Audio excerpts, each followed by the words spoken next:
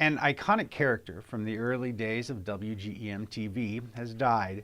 Richard W. Elsenpeter, better known to viewers of Possum Holler Opry as Toby Dick Ellis, died Wednesday afternoon.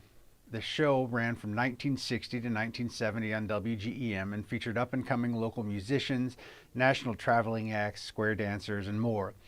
While Elsenpeter shot a pilot episode in 1967, the show was never picked up by national networks.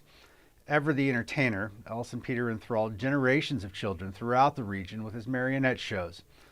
Former WGEM anchor Ron Brown produced the following story about Elsenpeter several years ago for a Tri-State Crossroads segment. It's my pleasure to share that story with you now. Toby Elsenpeter is a folk artist by trade. As an entertainer, he's spent a lifetime in a variety of artistic roles, from acting in Shirley Temple movies to puppeteer. But 40 years ago, he stepped into a role of a lifetime. A simple, guileless rube named Toby Dick Ellis on a barn dance show broadcast by WGEM called Possum Holler Opry! Brought to you live from the Possum Holler Opry House! Hey! Toby Dick Ellis was master of ceremonies and comic relief, but he was no goof. As producer, Toby came to WGEM with his hat in his hand and an idea for Possum Holler, and it defied the odds. We went on, and it was just a big hit right from the start. I mean, it really took off. And then later I learned that the station had given us 3 weeks. 3 weeks and it would all be over. Well, it went 10 years. No one looked down their nose at Possum Holler ever again. Possum Holler was a bigger audience draw than Bonanza. One year, more local people tuned in to watch these area singers than the Super Bowl. The station got a lot of mail, and they called it the Burnt Potato Hour, because a lot of people would write, I burned my potatoes while watching so-and-so sing or something. That could have been regulars Al Harvey or Peaches Bennett, or national star Sonny James. He was on Possum Holler. So was a pre-teddy bear, Barbara Fairchild. The Ozark Mountain Trio were Possum Holler regulars for years. The skinny banjo picker went on to national TV fame with Glenn Campbell and the Smothers Brothers. But before he wrote Gentle on My Mind, John Hartford was a gentle presence on Possum Holler and a local favorite. The Ozark Mountain Trio and a mighty fine job. I don't know how this happened, but the people referred to it as our show. And, but of course it was local. But they did take their act on the road.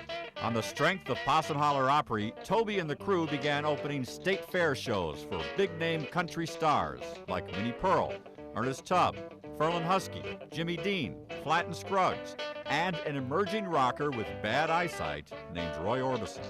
He had just come out with his, the first hit. So, and he got lost in Pittsfield. I said, how the heck can you get lost in Pittsfield? Sadly, no videotape or film of the original Possum Holler Opry is known to exist. It was, after all, live TV. But Toby and the crew did get together in 1967 and recorded a pilot for national distribution. They called this show Possum Holler RFD. Possum Holler RFD is brought to you by...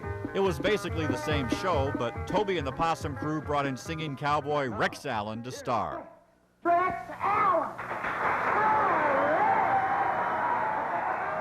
In addition to Rex Allen and Possum Holler stalwart Al Harvey, the show highlighted up-and-coming out-of-state talent, like Linda Cassidy. What kind of a girl do you think I am? And Bobby Parrish.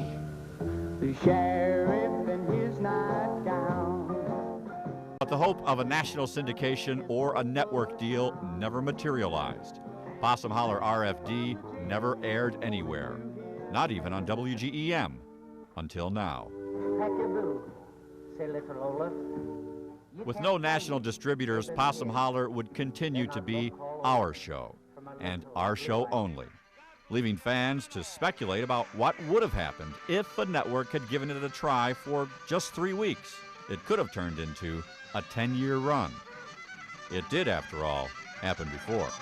Join us again next Sunday at 12:30 for more fun, music, and song on the Possum Holler Opry, live from the Channel 10 studios.